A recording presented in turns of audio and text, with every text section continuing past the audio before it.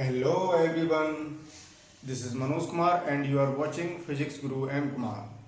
तो आज चलते हैं लेक्चर नंबर 11 की ओर और आज का टॉपिक है वैद्युत द्विध्रुव के कारण निरक्षीय स्थिति में वैद्युत क्षेत्र की तीव्रता। पिछले लेक्चर में हमने अक्षीय स्थिति में तीव्रता ज्ञात की थी और आज करेंगे निरक्षीय स्थिति में इक्वेटोरियल पोजीशन में। तो ये कौन सी पोजीशन है उसको समझते हैं। देखें, जैसे ये वैद्युत द्विध्रुव है, ये माइनस क्यू चार्ज, इससे 2L डिस्टेंस पर प्लस क्यू चार्ज, इन दोनों चार्जेस के बीच की जो डिस्टेंस है वो 2L है। 2L from here up to here, 2L, ये मिड पॉइंट O। निरक्षीय स्थिति का अर्थ होता है कि जो हमारा मध्यबिंदु है द्विध्रुव का, इसके लंबवत एक रेखा खींच दी जाए, चाहे ऊपर की ओर चाहे नीचे की ओर, तो वो रेखा निरक्ष कहलाती है और उस रेखा पर जो भी बिंदु होंगे वो निरक्षीय स्थिति में कहलाते हैं। या ये कह सकते हैं कि इसका हम लंबार्धक खींच दें, परपेंडिकुलर बाइसेक्टर, जो इस रेखा के लंब हो और बीच से बराबर बराबर हिस्सों में बांट रहा हो। तो ये लंबार्धक रेखा जो इसके मिड पॉइंट O से जा रही है, और ये जो पॉइंट है हमारा P, यहाँ P पॉइंट मान लेते हैं, ये पॉइंट इस द्विध्रुव से कितनी दूरी पर है, R दूरी पर। तो वो दूरी कहां से नापी जाएगी, मिडिल पॉइंट से, ये कल बता चुके हैं। तो ये डिस्टेंस हुई R, इस मध्य बिंदु तक की दूरी इस पॉइंट से। तो यहां पर हमें वैद्युत क्षेत्र की तीव्रता ज्ञात करनी है और ये कहलाएगी निरक्षीय स्थिति। तो वही तरीका है जैसा पहले किया था। सबसे पहले इस ऋण Q आवेश के कारण यहां तीव्रता ज्ञात करेंगे, फिर प्लस Q आवेश के कारण तीव्रता ज्ञात करेंगे, फिर उनका परिणामी ज्ञात कर लेंगे अध्यारोपण के सिद्धांत से। तो इसको मान लेते हैं पॉइंट A और इसको मान लेते हैं पॉइंट B। ये R है और ये मिड पॉइंट से इधर की ये जो डिस्टेंस है ये L होगी और ये भी L होगी। 2L थी, L और L हो गई। अब ऋण Q आवेश से बिंदु P पर वैद्युत क्षेत्र की तीव्रता ज्ञात कर रहे हैं, जिसको हम किससे लिखेंगे, EA से। EA से क्यों लिख रहे हैं, क्योंकि ऋण Q आवेश हमारा बिंदु A पर स्थित है। तो इससे यहां पर तीव्रता देखनी है, तो उसके लिए फॉर्मूला हमें पता ही है, E बराबर 1/4 पाई एप्सिलॉन नॉट के Q/R²। तो Q यहां पर कितना है, दिस वन, और R² जहां से तीव्रता ज्ञात कर रहे हैं और जहां पर ज्ञात कर रहे हैं उनकी दूरी लेनी है। ये R² नहीं रखना है, ये बात ध्यान रखनी है, गलती ना करें। तीव्रता यहां से निकाल रहे हैं तो यहां तक की दूरी, ये डिस्टेंस हमें यहां लगानी होगी, और जो कि कितनी है, ये डिस्टेंस जो है, सीधी रेखा खींचने में थोड़ी, हाँ, ये डिस्टेंस क्या हुई, AP। तो इसको लिख लेते हैं AP²। अब देखें ये AP होगा कितना, पाइथागोरस प्रमेय लगा सकते हैं। ये लंबार्धक रेखा है तो ये 90° का कोण, कर्ण का वर्ग बराबर लंब का वर्ग धन आधार का वर्ग, यानी R² प्लस L², फिर उसका अंडर रूट लेंगे तो ये आ जाएगा AP, क्योंकि ये तो इतना तो जानते ही हैं। तो और देखें यहां लिख देते हैं, ये डिस्टेंस कितनी आ गई, अंडर रूट लंब का वर्ग प्लस आधार का वर्ग, पाइथागोरस प्रमेय से R², थोड़ा सा बड़ा बड़ा लिखता हूं मैं, देखने में सुविधा रहेगी, √R² प्लस L²। इसे निकाल के दिखा देना साइड से, ये कैसे आ गया, पाइथागोरस प्रमेय से, ठीक है। तो अब देखें, चाहे तो मैं यहां लिख के दिखा देता हूं, जैसे AP² यानी कर्ण का वर्ग बराबर लंब का वर्ग यानी OP² प्लस आधार का वर्ग यानी OA², दैट इज AP² बराबर OP है R² प्लस L²। तो AP कितना आ गया, square root of R square plus L square. अभी लगे हाथों ये बता देते हैं कि जैसे हमने एपी निकाला वैसे ही सेम क्या आ जाएगा बीपी, वो भी इतना ही आएगा आर का स्क्वायर प्लस एल का square. In the similar fashion BP भी कितना होगा square root of R square plus L square. ये अलग से हमने बता दिया। तो यहां पर देखिए एपी स्क्वायर की जगह क्या लिख सकते हैं R square plus L square. तो ई ए बराबर आ गया 1/4 पाई एप्सिलॉन नॉट के Q upon R square plus L square. Equation number first. अब इसकी दिशा किधर होगी? ये जो ई ए आया है तीव्रता, अब उसकी दिशा देखते हैं। तो दिशा देखने के लिए हम ये मान के चलेंगे यहां पर परीक्षण धन आवेश स्थित है, क्योंकि हम तीव्रता यहां निकाल रहे हैं। तो यहीं पर क्या मानेंगे टेस्ट चार्ज रखा हुआ है पॉजिटिव।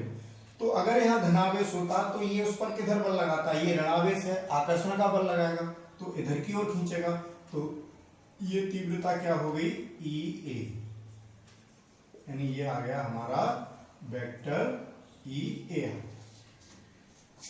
वेक्टर ई ए।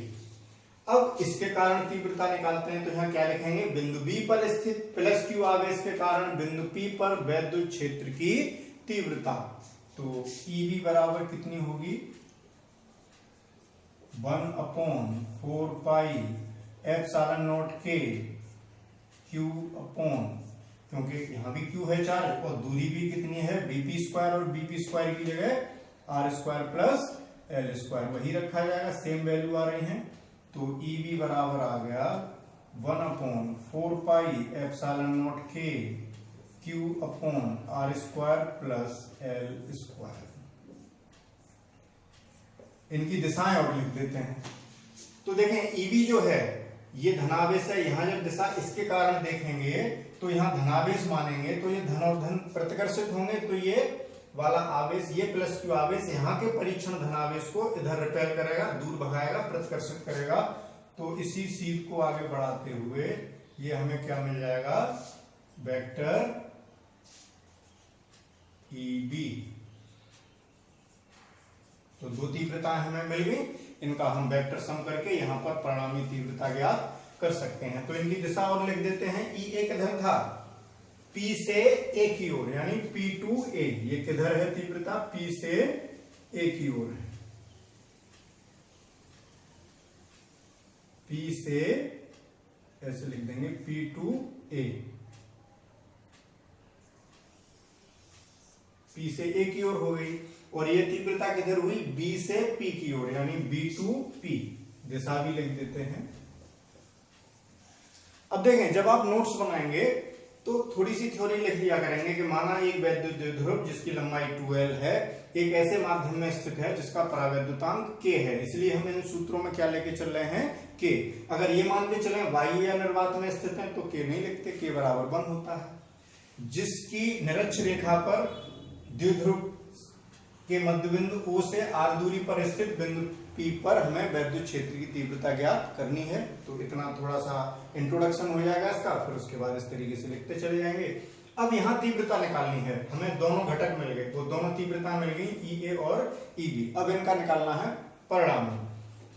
तो देखें दो वेक्टर जब हमारे पास हैं, यानी यहाँ पर जो परिणामी तीव्रता होगी ई, वो क्या होगी बीजगणितीय योग से ई ए प्लस ई बी। ये तो नोटेशन हो गया लिखने का कि हमें इनका परिणामी ज्ञात करना है।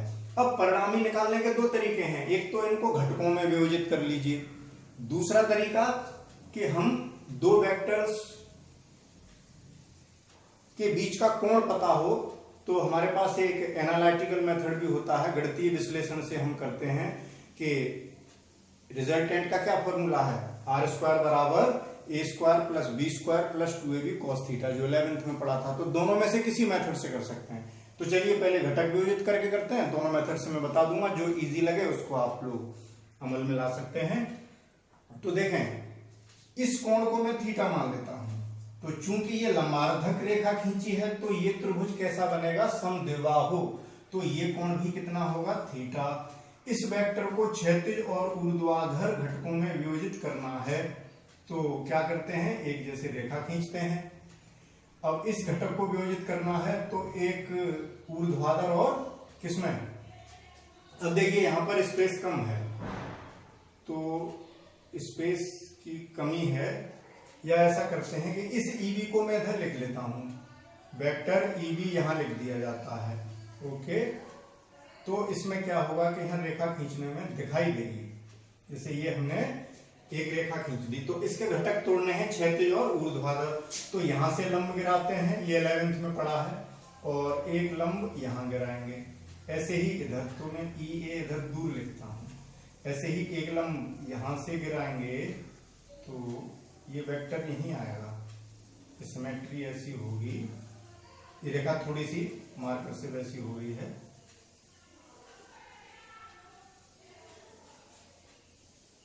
ये जो रेखा आएगी, फिर एक लंब हम यहां से गिरा देंगे, तो ऐसे घटक निकल आएंगे। तो देखें ये कोण थीटा है, ये समांतर रेखा है, ये वाली और ये वाली। ये कोण थीटा तो ये भी थीटा, एकांतर कोण हो गए। ये थीटा तो ये भी थीटा, क्योंकि ये संगत कोण हो गए, तो ये दोनों थीटा आ गए। एक वेक्टर ये है हमारे पास, साफ दिख रहे होंगे, और एक ये है।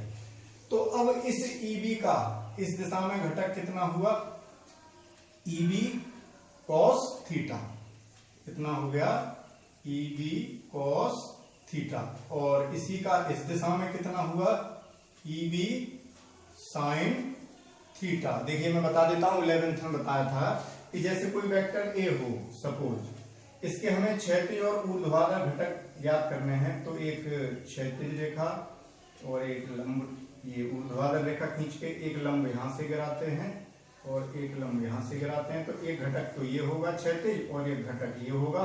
कोण है, उस कोण की तरफ cos थीटा आ जाता है उसका कंपोनेंट, और बिना एंगल वाली साइड पर क्या आ जाता है, A sin थीटा, उस घटक का परिमाण आ जाता है। तो इस नियम से हमने दो घटक निकाल लिए, EB के EB cos थीटा और EB sin थीटा। ठीक इसी प्रकार से इसके निकालते हैं। तो इसका इस दिशा में जो घटक आएगा वो, और इधर यहाँ कोण नहीं है, इधर कोण इधर है, तो ये घटक क्या होगा, EA है ये, चल वो बिगाड़ दिया था हमने। ये जो वेक्टर है वो क्या है, EA, ये वेक्टर है EA। तो एक घटक इसका यहां आएगा, यहां पर जो घटक आ रहा है, हमें जगह की कमी है, EA sin थीटा। एक घटक ये हो गया EA sin थीटा, और एक घटक इधर आएगा इसका, यहीं पर बिल्कुल यहीं। तो इसको ऐसे दिखा देते हैं, दो एरो दिखा दिए हैं, वो कितना होगा, EA cos थीटा। तो इसके दो घटक निकाल लिए, EB sin theta, EB cos theta. इसके दो घटक निकाल लिए, EA sin थीटा और EA cos थीटा। अब यहां देखें, अब हमारे पास चार घटक हो गए। अब हमें इन्हें नहीं देखना, इनको तो हमने वियोजित कर लिया, EA और EB को घटकों में तोड़ लिया, अब उससे कोई मतलब नहीं। अब घटक देखने हैं, तो ये चार घटक हल करने हैं। देखिए दिस 1 2 और एक 3 और एक इसी लाइन पर है 4। तो अब इनको सॉल्व करने के लिए यहां देखें, ये दो घटक देखें, EA sin थीटा और EB sin थीटा बिल्कुल अपोजिट डायरेक्शन में है। EB sin थीटा ऊपर को है, EA sin थीटा नीचे को है। और इन दोनों इक्वेशन से देखिए, EA का मान जितना है उतना ही EB का मान है, बिल्कुल बराबर है मान, अर्थात EA बराबर है हमारे पास EB। जब EA और EB बराबर हैं तो ये पद और ये पद बराबर हो गए, यानी दो वेक्टर विपरीत दिशाओं में लग रहे हैं और बराबर के हैं, तो परिणामी इनका हो गया शून्य, यानी ये एक दूसरे को निरस्त कर देंगे। जैसे किसी पिंड पर 10 न्यूटन का बल इधर लग रहा हो और 10 न्यूटन का इधर लग रहा हो, तो वो पिंड न तो इधर खिसकेगा न इधर खिसकेगा, क्योंकि परिणामी बल शून्य हो गया। तो अतः दो घटक तो सॉल्व हो गए, तो क्या लिखेंगे, चूंकि EA बराबर EB, इसलिए ऊर्ध्वाधर घटक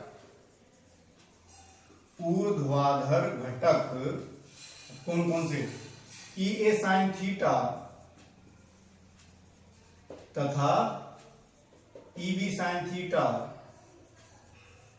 क्या लिख देंगे आगे, एक दूसरे को निरस्त कर देते हैं, यानी इन्होंने एक दूसरे को क्या कर दिया, निरस्त। मैंने सिंबल बना दिया है, वैसे ही आप लिख लेंगे, निरस्त कर देते हैं। अब हमारे पास ये दो बचे केवल, EB cos थीटा और EA cos थीटा।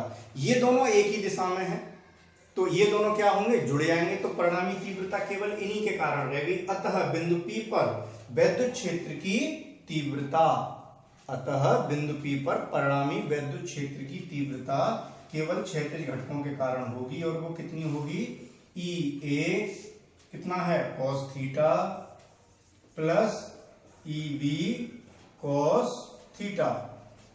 अब यहां देखिए EA और EB के मान बराबर हैं, तो EB की जगह भी EA लिख सकते हैं, तो क्या हो जाएगा EA cos theta plus EA cos theta बराबर ट्वाइस EA cos थीटा। अगले स्टेप में आप लिख लेना EA cos थीटा, फिर जोड़ के इतना लिख देना। अब इनकी वैल्यू रख देते हैं, EA का मान हमारे पास है ही, cos थीटा हम इस ट्रायंगल से निकाल लेते हैं। तो इसी त्रिभुज में देखें, त्रिभुज APO या OAP में, समकोण त्रिभुज में cos थीटा बराबर, यहां निकाल देता हूं, cos थीटा बराबर कितना आएगा, आधार बटे कर्ण। तो ये समकोण त्रिभुज आपको दिख रहा है, चाहे ये ले लीजिए चाहे ये ले लीजिए, बात एक ही है। cos थीटा बराबर आधार दैट इज L, तो हमने लिख दिया L बटे कर्ण, कर्ण हुआ ये, और जिसका मान कितना है under root R square plus L square, ये cos थीटा का मान आ गया। तो ये मान और EA का मान यहां पे रख देते हैं। तो पहले इतना नोट करिए, इसका स्क्रीनशॉट लीजिए।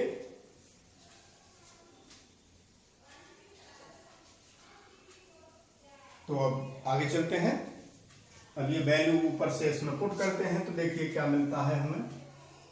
यह हटा देते हैं, इनकी जरूरत नहीं है, इसकी भी आवश्यकता नहीं है। अब वैल्यू रखनी है, क्या इक्वेशन आई थी हमारे पास, अभी जो लास्ट में इक्वेशन आई थी वो इक्वेशन थी कि जो परिणामी वैद्युत क्षेत्र है E बराबर वो कितना है, twice of EA cos theta. Value रखते हैं 2 इंटू EA का मान कितना था 1/4 पाई एप्सिलॉन नॉट के Q अपॉन कितना था R square plus L square. अभी आपके पास नोट है ये वैल्यू, मैंने तो यहां से इरेज कर दी है, इंटू cos थीटा का मान ये अवेलेबल है हमारे पास, ये यहां रख देते हैं L upon under root R square plus L square. अब देखिए बड़ा इंटरेस्टिंग टर्म आने वाला है। अब देखें 1/4 पाई एप्सिलॉन नॉट के, इस 2 को हम, ये तीनों मल्टीप्लाई में हो रहे हैं 2QL, तो Q पहले लिख लिया, इंटू 2 इसके साथ लिख दिया, कोई फर्क नहीं पड़ रहा, अपॉन इसको हल करते हैं। देखिए R square plus L square whole power 1 की है, और यहां R square plus L square under root का मतलब 1/2 की है, गुणा में घातें जुड़ती हैं, तो एक यहां की आधी यहां की, 1.5 कितनी हो जाएगी 3/2। तो R square plus L square की पावर हो गई 3/2, और Q इंटू 2L क्या होता है, पिछले लेक्चर में हमने पढ़ाया था वैद्युत द्विध्रुव आघूर्ण।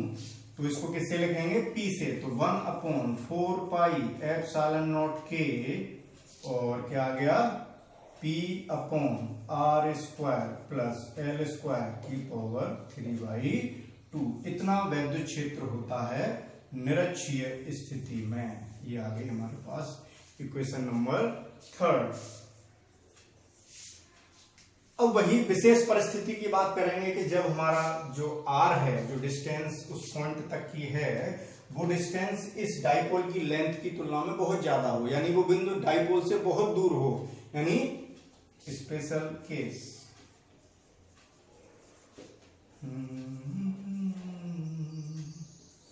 तो स्पेशल केस में क्या लिखेंगे, जब when R is greater than L, that is L is less than R भी लिख सकते हैं, तो L स्क्वायर बहुत छोटा हो जाएगा R स्क्वायर से। तो अब आगे क्या लिखेंगे, L स्क्वायर को नगण्य होने के कारण छोड़ने पर, यानी जो L स्क्वायर है अब इस स्थिति में वो टेंड्स टू 0 हो रहा है, यानी नगण्य है, 0 की ओर अग्रसर है, तो इसको छोड़ सकते हैं उस स्थिति में। तो जब इसको छोड़ेंगे तो यहां देखिए, जैसे मैं इसको छोड़ दूं तो क्या बचा, R स्क्वायर की पावर 3/2, क्या बचा R स्क्वायर की पावर 3/2। घातांक पड़ा है, घात के ऊपर घात हो, घातों में गुणा हो जाता है, तो क्या हो जाएगा R की घात 2 गुणा 3/2, 2 से 2 कट गया, क्या रह गया R क्यूब, क्या बचा, आर क्यूब रह गया, साफ साफ लिख देते हैं, क्या बचा, आर की पावर 3 यानी आर क्यूब। तो इस टर्म की जगह उस समय क्या लिख सकते हैं, यहां से आप क्लियर कर चुके हैं, आर क्यू लिख सकते हैं। तो तीव्रता उस स्थिति में कितनी हो जाएगी, 1/4 पाई एप्सिलॉन नॉट के P upon R Q. This one बोले, ये तीव्रता, इक्वेशन नंबर 4। तो इतना वैद्युत क्षेत्र होता है निरक्षीय स्थिति में, इसको याद रखना है इक्वेशन को। और अब देखते हैं दिशा की बात। तो जो परिणामी क्षेत्र आया उसकी दिशा किधर होगी, देखें परिणामी क्षेत्र, ये दो घटक तो निरस्त हो गए थे, ये दोनों बचे थे, ई बी कॉस थीटा और ई ए कॉस थीटा। तो ये दोनों घटक जुड़ करके इसी लाइन में आगे आएंगे, तो परिणामी तीव्रता यहां मिलेगी, वो क्या हो जाएगी, ई। Okay, clear. तो इस दिशा में आई, इधर इधर, और वैद्युत द्विध्रुव आघूर्ण किधर होता है, इधर ऋण से प्लस की ओर, यानी जो हमारा वेक्टर P है वो इधर होता है, और तीव्रता इधर आ रही है यानी विपरीत आ रही है। तो इसको जब वेक्टर फॉर्म में लिखेंगे तो दिशा विपरीत होने के कारण यहां क्या लगाएंगे, -p। तो पहले इतना नोट कर लीजिए, तो ये बात क्लियर हो गई होगी। चलिए स्क्रीनशॉट ले लिया होगा। अब हम इसको हटाते हैं, तो अब वेक्टर फॉर्म में लिखेंगे तो इसे हटा देते हैं, आप समझ गए हैं।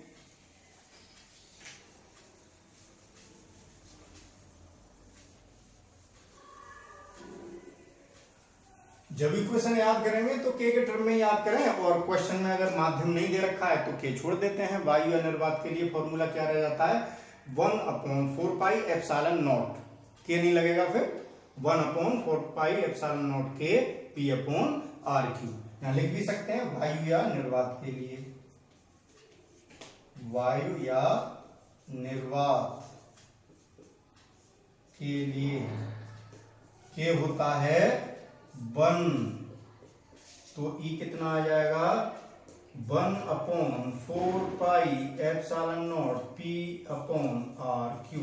सिंपल सी बात है, ये बार बार ना बतानी पड़े, हर टॉपिक में अंडरस्टूड है, ये कोई इतना बड़ा इशू नहीं है।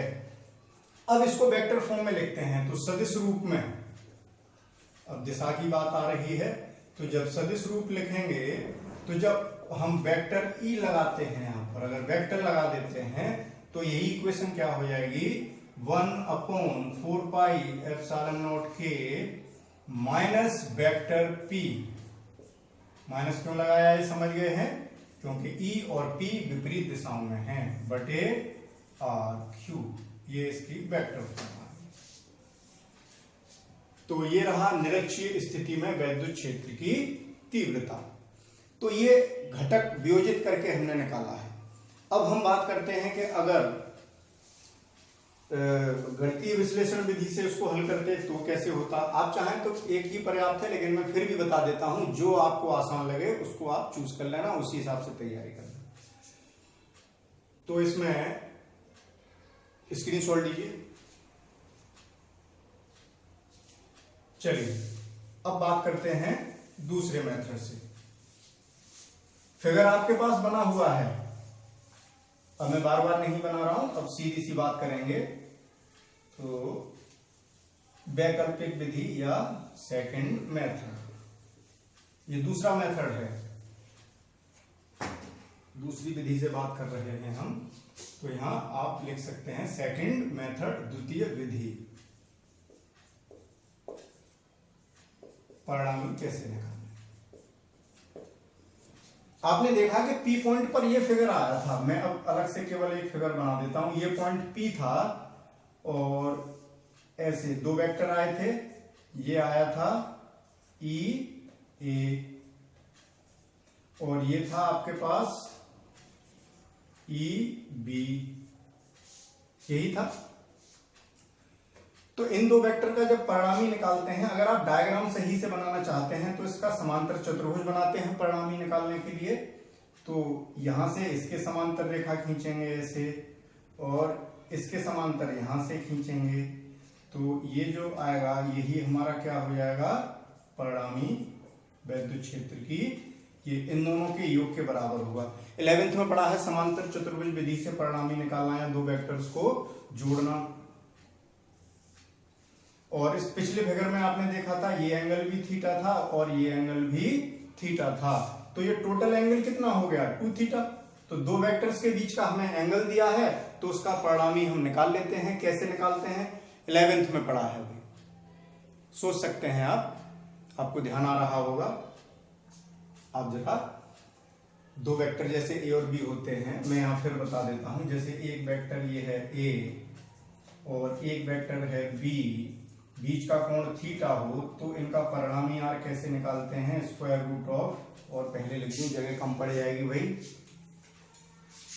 तो इन दो का परिणामी भाई पिछला भी रिवाइज करते चले 11th का, A square plus B square plus twice A B cos theta. इस प्रोसेस को इस्तेमाल करेंगे, इस विधि से यहां पर परिणामी हम ज्ञात कर सकते हैं। तो इसको अप्लाई कीजिए। तो ई बराबर, परिमाण मिलेगा, यहां वेक्टर नहीं लिखेंगे, दिशा तो हमें ये मिल रही है। तो ई बराबर क्या मिलेगा, under root E1 square, sorry E1 की जगह यहां क्या है, EA, E1 E2 भी मान सकते हैं, ये कोई इशू नहीं है।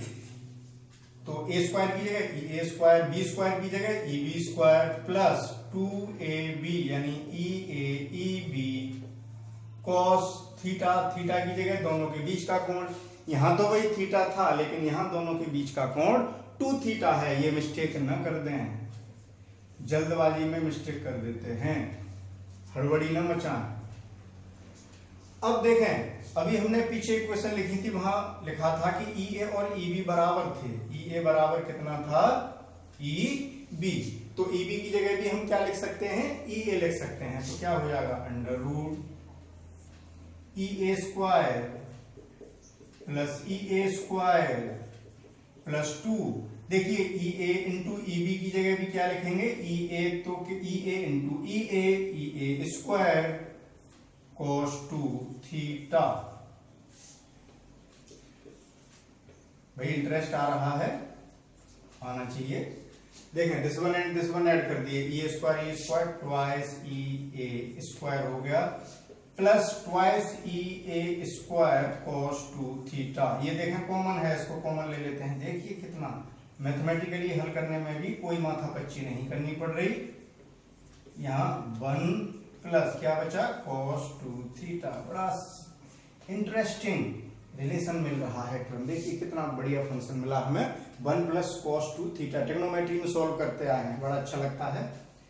तो cos 2 थीटा को क्या लिख सकते हैं जिससे 1 कैंसिल आउट हो जाए, वैसे तो मैं डायरेक्ट भी लिख सकता था यहाँ, लेकिन cos स्क्वायर थीटा, लेकिन आप लोग देखिए twice EA square 1 plus cos 2 theta बराबर कितना होता है, आप लोगों को पता होगा, 2 cos square theta minus 1, 2 cos square theta minus 1।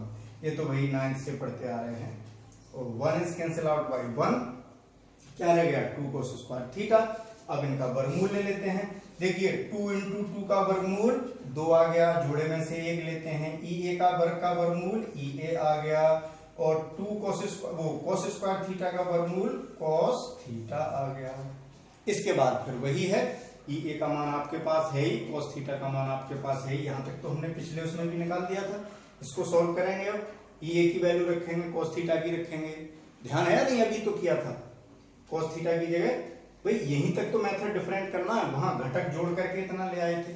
जैसे यहाँ वैल्यू रखेंगे, ये यहाँ रखता हूं मैं, तो कितना मिलेगा, ट्वाइस EA कितना रखेंगे, 1/4 पाई एप्सिलॉन नॉट के, और EA कितना था, Q/r square plus L square, और ये कितना था, L/√r square plus L square.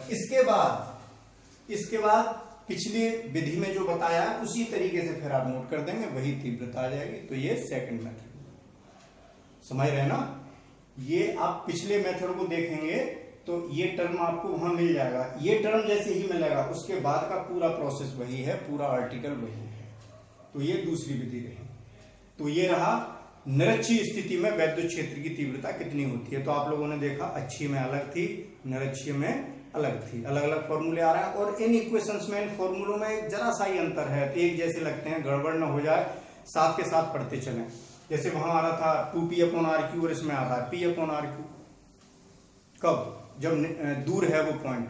और वैसे वहां आ रहा था इस वाले में r² + l² 3/2 और उसमें आ रहा था r² - l² का होल स्क्वायर आ रहा था।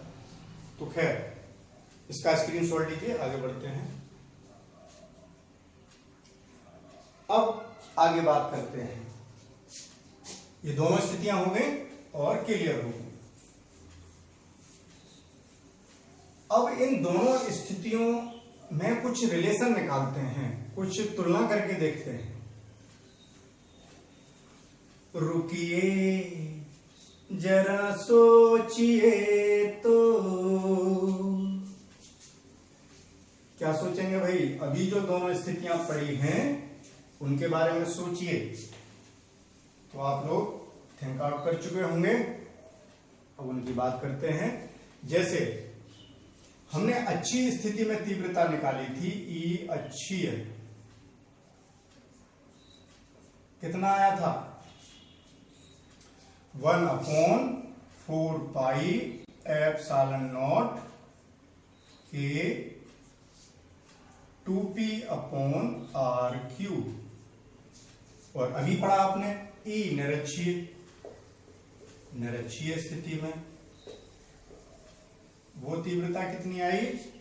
1/4 पाई ε0 के p/r³। तो देखें इंटरेस्टिंग रिलेशन, इससे ये दूना है क्योंकि यहाँ 2 का गुणा हो रहा है। तो यानी अच्छी स्थिति में तीव्रता इससे डबल होती है। क्लियर हो रही है बात? या डिवाइड कर दें तो 2:1 का अनुपात आएगा।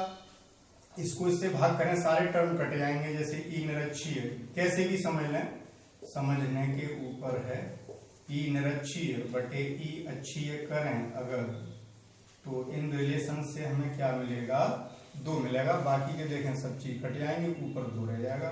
यानी सॉरी उल्टा लग गया, 1 मिनट, सॉरी।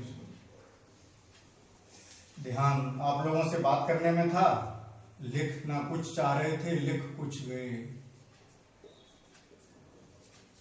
ई अक्षीय बटे ई निरक्षीय बराबर 2। क्लियर? इस बात को ऐसे भी लिख सकते हैं, इधर पहुंचा दें कि ई अक्षीय बराबर 2 × ई निरक्षीय, यानी डबल। लेकिन एक बात का विशेष ध्यान रखेंगे, हर स्थिति में ऐसा नहीं होगा। ये स्थितियां कब हैं?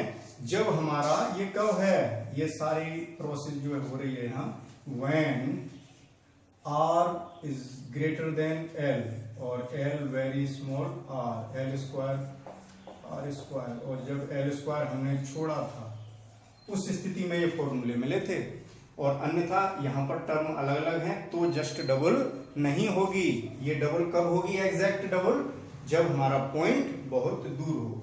और ये वेक्टर में अगर लिखना चाहें, यहाँ वेक्टर लगाना चाहें, तो देखें अच्छी स्थिति में तीव्रता द्विध्रुवाघूर्ण के अनुदिश आई थी और निरक्षीय में द्विध्रुवाघूर्ण के विपरीत आई थी।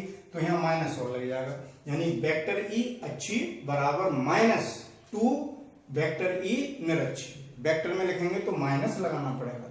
यहाँ केवल परिमाण की बात हो रही है। और डबल तब है जब ये कंडीशन है, स्पेशल केस में डबल है, वैसे नहीं होती। ये बात ध्यान रखेंगे। तो उम्मीद है कि निरक्षीय स्थिति आप लोगों को समझ में आ गई होगी।